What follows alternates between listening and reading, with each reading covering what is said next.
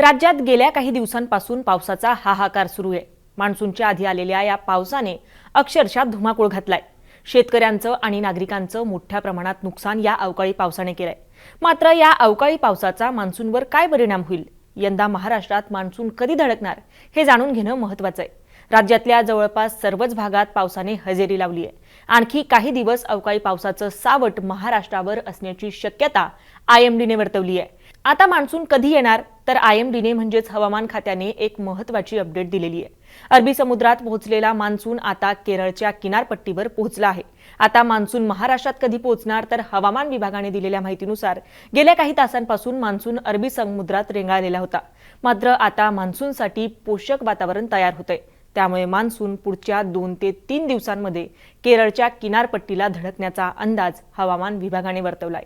या दरम्यान केरळच्या किनारपट्टीवर जोरदार वारे वाहण्याची आणि मुसळधार पाऊस पडण्याची शक्यता सुद्धा आयएमडीने वर्तवलेली आहे। खरं तर दरवर्षी मान्सून 1 जूनला केरळमध्ये दाखल होत असतो, मात्र यंदा मान्सून तब्बल 8 दिवस आधीच केरळमध्ये येण्याची शक्यता हवामान विभागाने वर्तवलेली आहे। मान्सून पुढच्या 2 ते 3 दिवसांमध्ये दक्षिण अरबी समुद्राच्या दिशेने कूच करेल।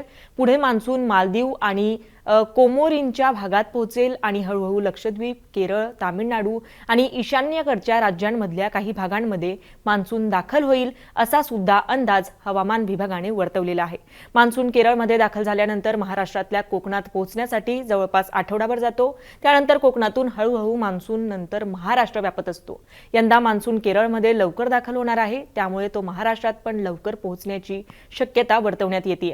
मान्सून 2 ते 3 जून पर्यंत राज्यात पोहोचू शकतो, असा सुद्धा अंदाज हवामान खात्याने वर्तवलेला आहे। आता पुढचे काही दिवस पावसाची स्थिती नेमकी काय असणार आहे, राज्यातल्या कोणकोणत्या भागात मुसळधार पाऊस पडण्याची शक्यता आहे, याचा अंदाज सुद्धा हवामान खात्याने वर्तवलेला आहे। तसेच विजांच्या कडकडाटासह वादळी वारे आणि मुसळधार पाऊस मराठवाडा जिल्ह्यातील तुरळक ठिकाणी ताशी 50 ते 60 किलोमीटर वेगाने वाहण्याची शक्यता आहे, असं सुद्धा हवामान विभागाने ट्विट करून सांगितलेलं आहे।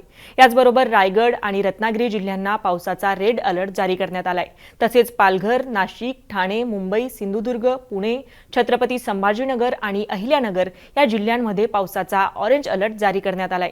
त्याचबरोबर धुळे, जळगाव, कोल्हापूर, सातारा, नंदुरबार, सांगली, सोलापूर, परभणी, बीड, हिंगोली, जालना, धाराशिव, भंडारा, अकोला, अमरावती, गडचिरोली, बुलढाणा, चंद्रपूर, वर्धा, गोंदिया, नागपूर, यवतमाळ आणि वाशिम या जिल्ह्यांना पावसाचा येलो अलर्ट देण्यात आलेला आहे। त्यामुळे सतर्क रहा, घरातून बाहेर पडताना काळजी घ्या आणि वेदर रिपोर्ट किंवा मान्सून संदर्भात तुमचे आणखी काही प्रश्न असतील तर आम्हाला कमेंट करून तुमचे प्रश्न नक्की आमच्यापर्यंत पोहोचवा आणि अशाच व्हिडिओसाठी पाहत रहा मुंबई तक।